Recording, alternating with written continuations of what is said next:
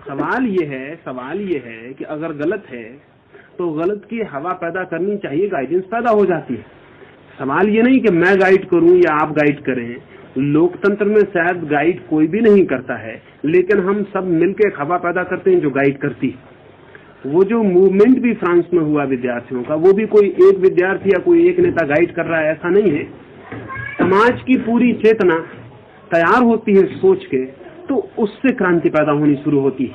अब जैसे कि अमेरिका में वो जो लोकतंत्र स्वीकृत हो गया है, वो जो स्वीकृत लोकतंत्र है, जब तक न टूटे, जब तक कि कुछ युवकों के मनों में, नई पीढ़ी के मन में वो स्वीकृत लोकतंत्र अस्वीकृत न हो जाए, तब तक कोई क्रांति पैदा नहीं होगी। वो जो फ्रांस में हो सका है, वो इसलिए हो सका कि युवकों के मन में अस्वीकार खड़ा हो गया। अस्वीकार खड़ा करने की ही मेरी कोशिश है। वो मुझसे सफल होगी ये सवाल नहीं है, वो आपसे सफल होगी ये सवाल नहीं है। मेरी कोशिश ये है कि हम जो चीजें मौजूदा हमें जकड़ लेती हैं और माइंड को स्टैटिक करती हैं और रोक देती हैं, वो स्वीकृत नहीं हो जानी चाहिए। जिंदगी निरंतर अस्वीकार से गुजरती रहनी चाहिए ताकि वो विकासमान हो। जिन चीजों को भी हम स्वीकार कर लेते हैं वहीं हम रुक जाते हैं। अब जैसे भारत का ही मामला है, हम न मालूम कितनी चीजें हजारों साल से स्वीकार किए बैठे, हम अस्वीकार ही नहीं करते। वो जो फ्रांस में लड़के कर सके हैं, वो हमारे लड़के अभी शायद 500 साल नहीं कर सकते। अस्वीकार का कोई बोध ही नहीं है। और अगर हम अस्वीकार भी करते हैं तो हम बहुत तुच्छ चीजों का स्वीकार करते हैं, कोई बेसिक वैल्यूज को अस्वीकार नहीं करते। जैसे लोकतंत्र की ही बात है, अभी तो लोकतंत्र की अवधारणा भी देश के मन में नहीं हो सकी है, क्योंकि 1000 साल तक मुल्क गुलाम रहा हो तो उस मुल्क की कल्पना में भी लोकतंत्र का अर्थ नहीं होता। लोकतंत्र हमारे ऊपर बिल्कुल ऊपर से इम्पोज्ड है, वो हमारे भीतर से कहीं से आया नहीं है। वो सारा का सारा हमारा लोकतंत्र का पूरा विधान उधार है, वो हमने सब बाहर से इकट्ठा करके खड़ा कर लिया है। मुल्क की आत्मा से वो कहीं जन्मा नहीं। और वो जो ऊपर से हमने स्वीकार कर लिया है, उसे अगर हम स्वीकार करके बैठ गए तो इस मुल्क में विकासमान धाराएं सब रुक जाएंगी, रुक गई हैं, कहीं कोई बढ़ नहीं रही। तो मेरा जो कहना है कुल जमा ये कि विकासमान है, प्रत्येक अवस्था विकासमान रहेगी। कभी कोई ऐसी अवस्था नहीं आ जाने वाली है जिसके आगे विकास न हो सके। इसलिए प्रत्येक अवस्था में ऐसे लोगों की जरूरत होगी जो अस्वीकार करते रहें ताकि विकास को गति देते रहें। अस्वीकार करने वाले लोगों की निरंतर जरूरत है। लेकिन हमारे मुल्क में क्या तकलीफ है, अस्वीकार करने वाला आदमी हमें दुश्मन मालूम पड़ता है, स्वीकार करने वाला हमें मित्र मालूम पड़ता है, और स्वीकार करने वाला ही हमेशा घातक सिद्ध होता है।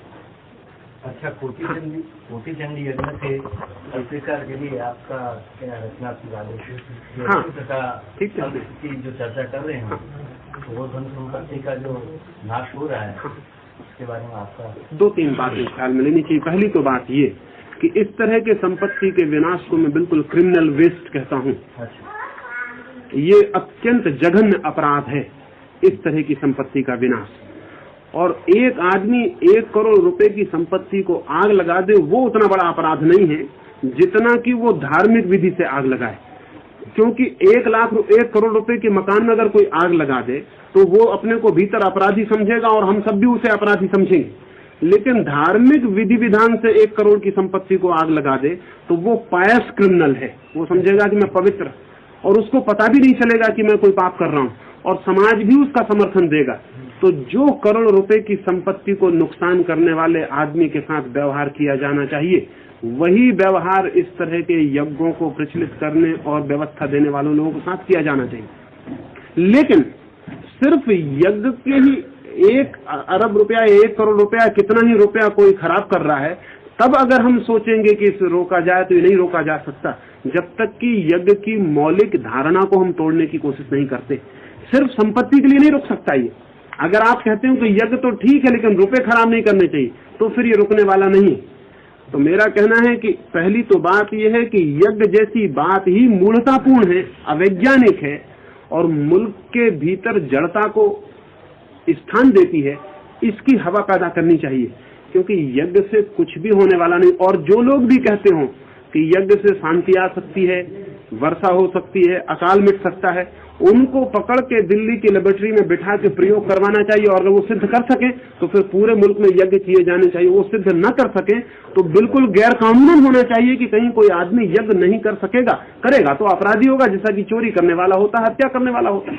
मेरा मतलब सुने रहना, एक मौका हमें देना चाहिए कि जो लोग कहते हैं यज्ञ से ये हो सकता है, वो प्रयोगात्मक रूप से करके दिखाएं कि ये कितना हो सकता है। अगर वो नहीं सफल होते हैं तो ठीक है, जो हम अपराधियों के साथ व्यवहार करते हैं वो उनके साथ करना चाहिए। अच्छा, और अभी इसकी पूरी हवा पैदा की जानी चाहिए। जहां जहां यज्ञ होते हो वहां युवकों के मंडल खड़े किए जाने चाहिए, जो अनशन करें, लेट जाएं, यज्ञ को न होने दें, यज्ञ में कूद के मर जाएं लेकिन घी को न जलने दें यज्ञ में। इसकी फिक्र करनी चाहिए और मुल्क की पूरी हवा पैदा करनी चाहिए। लेकिन हवा पैदा नहीं होगी क्योंकि हम करते क्या हैं, हम छोटी चीजों को तो इनकार करते हैं। 1 करोड़ रुपए छोटी चीज है, वो सवाल बड़ा नहीं है, लेकिन जब 1 करोड़ जलने लगेगा तब हम चिंतित होंगे कि 1 करोड़ नहीं जलना चाहिए। लेकिन हम इससे चिंतित नहीं होंगे कि ये जो यज्ञ का कंसेप्ट है ये मूर्खतापूर्ण है और ये कंसेप्ट उखड़ना चाहिए मुल्क से, कि कोई व्यक्ति कहीं आग जला के मंत्र पढ़े तो इससे जगत के वातावरण में कुछ भी हो सकता है, ये धारणा टूटनी चाहिए। वो चाहे 1 पैसा जलाता हो कि 1 करोड़, ये सवाल नहीं। और ऐसा आदमी मुल्क को अविज्ञान की तरफ ले जाता है, इसकी हमें फिक्र करनी चाहिए। लेकिन हमारा अजीब हाल है, राष्ट्रपति तक, राजेंद्र प्रसाद तक जाके काशी में 200 ब्राह्मणों के पैर धोए, राष्ट्रपति होते हुए, और हिंदुस्तान में कोई बगावत नहीं फैल गई कि हम राष्ट्रपति को ये जघन्य अपराध नहीं करने देंगे। राष्ट्रपति की हैसियत से एक आदमी जाके 200 ब्राह्मणों के, जो उससे किसी भी स्थिति में पैर छूने योग्य नहीं है, कोई भी ऐरे गहरे 200 ब्राह्मण खड़े हैं लेकिन वो ब्राह्मण हैं और राष्ट्रपति उनके पैर छूता है, और मुल्क में कहीं कोई विरोध नहीं होता कि राष्ट्रपति पैर छूता है 200 ब्राह्मणों के जाके और उनके पानी को सिर से लगाता है उनके पैर के। ये बात राष्ट्रीय अपमान है और ऐसे आदमी को राष्ट्रपति नहीं रहने देंगे, इसको नीचे उतारेंगे। क्योंकि ये क्या पागलपन है, या तो तुम सिद्ध करो कि ब्राह्मण के पैर छूने से कुछ राष्ट्र का हित होता है। मेरा मतलब सुन रहे ना, मेरा मतलब कुल इतना है कि हमें बेसिक वैल्यूज पर जहां हमने चीजों का पर्सनल कन्विक्शन बीच में आएगा, राष्ट्र प्रमुख बीच में आएगा। अगर उसका पर्सनल है तो उसे राजेंद्र प्रसाद की हैसियत से जाना चाहिए, उसके लिए राष्ट्रपति का इंतजाम नहीं होना चाहिए फिर बनारस में, और उसके लिए सारी मिलिट्री नहीं लगनी चाहिए और उसके पीछे बॉडीगार्ड नहीं होने चाहिए। वो अपने राजेंद्र प्रसाद की हैसियत से जाके उसे जो भी करना हो वो कर सकता है। लेकिन राष्ट्रपति की हैसियत से ये किया जाए और मुल्क चुपचाप देखे तो फिर हम बेसिक वैल्यूज को नहीं बदल सकते, फिर बहुत मुश्किल मामला हो जाए। यहाँ एक आप जो कहते हैं कि ये डेमोक्रेसी है, बिल्कुल ये वोट सीकिंग पीपल है, बिल्कुल, तो ये तो ये करेंगे ही, उनको तो वोट चाहिए। तो प्रजा कोई भी अगर मूर्खता भरी बात करेगी, प्रवृत्ति करेगी, तो ये तो जाएंगे ही। ठीक है, तो हम कैसे उन्हें रोकेंगे? हाँ, तो लोकमानस तैयार करने की बात मैं भी वही करूंगा ना, कोई भी वही करेगा। लोकमानस तैयार करने का सवाल है कि लोकमानस तैयार किया जा सके, और लोकमानस तैयार किया जा सकता है। मैं नहीं मानता हूं कि जनता इतनी मूढ़ अब है कि हम लोकमानस तैयार करना चाहें और वो तैयार न हो सके।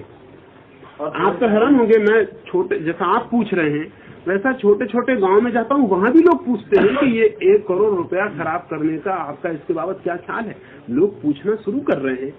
हम जिनके हाथ में मुल्क की विचार को पहुंचाने की, खबर पहुंचाने की ताकत है, वो उसकी तरफ बहुत ध्यान नहीं दे रहे हैं।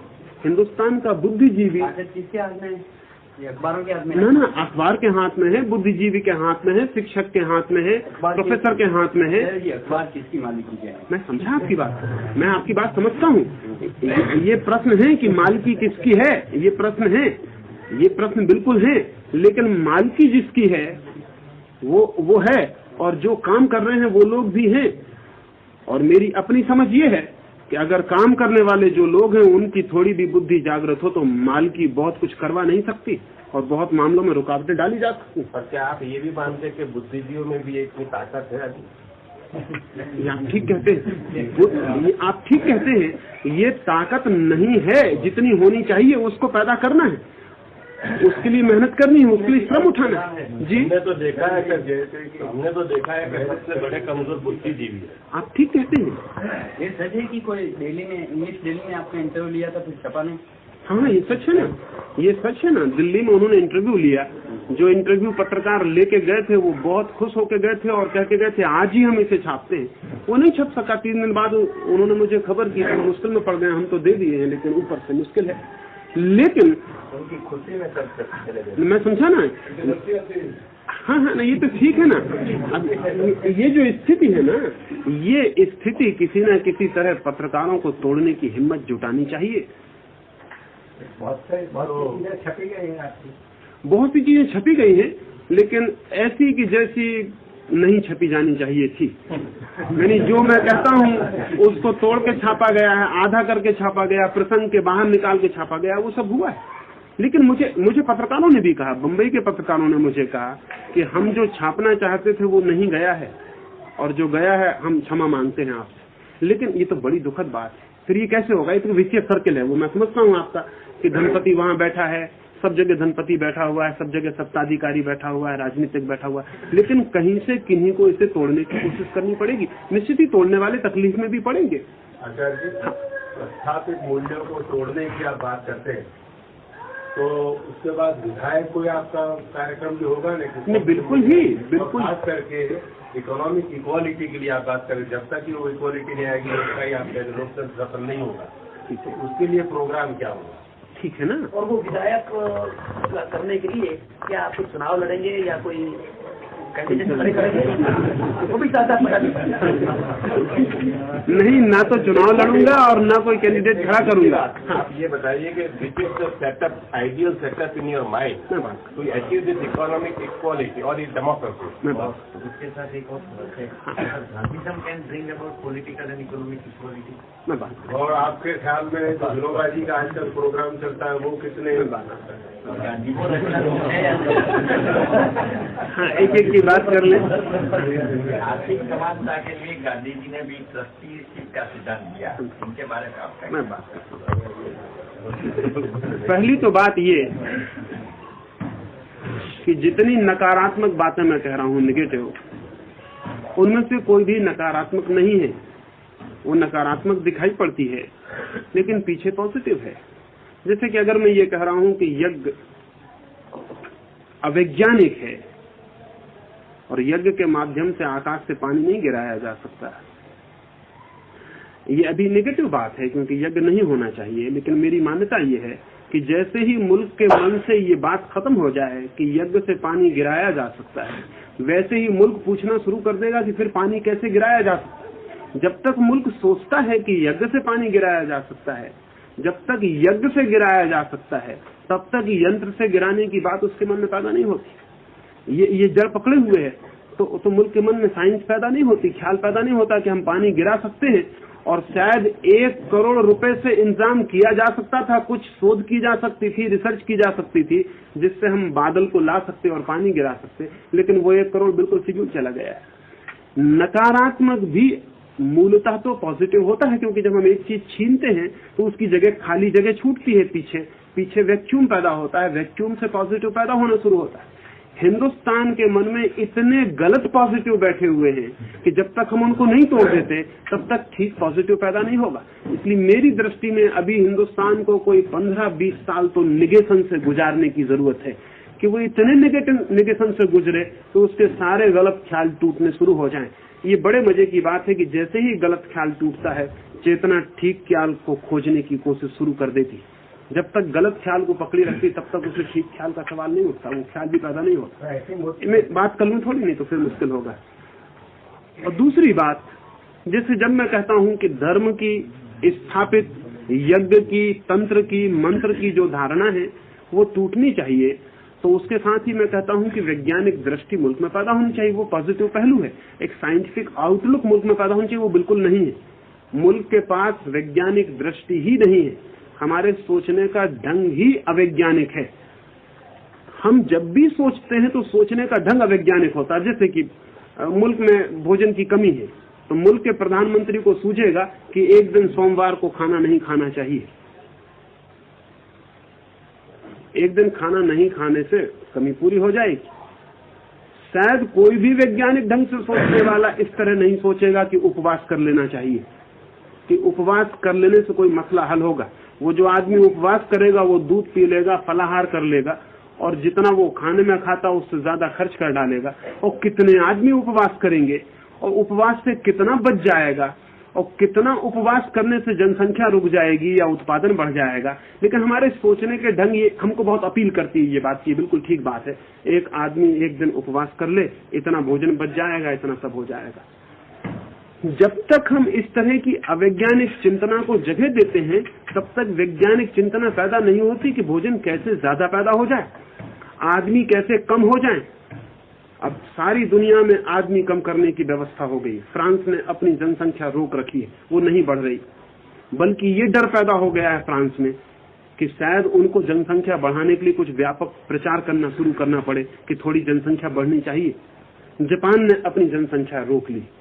हमारा मुल्क, हमारा सन्यासी समझा रहा है लोगों को कि भगवान पैदा करता है बच्चों को, वो भगवान की तरफ से तय है, वो हमारे हाथ में नहीं।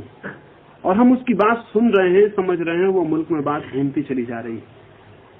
अवैज्ञानिक चिंतन टूटना चाहिए, तो वैज्ञानिक चिंतन अपने आप पैदा होता है और वैज्ञानिक चिंतन आना चाहिए। धार्मिक चिंतन की जगह वैज्ञानिक चिंतन को जगह मिलनी चाहिए।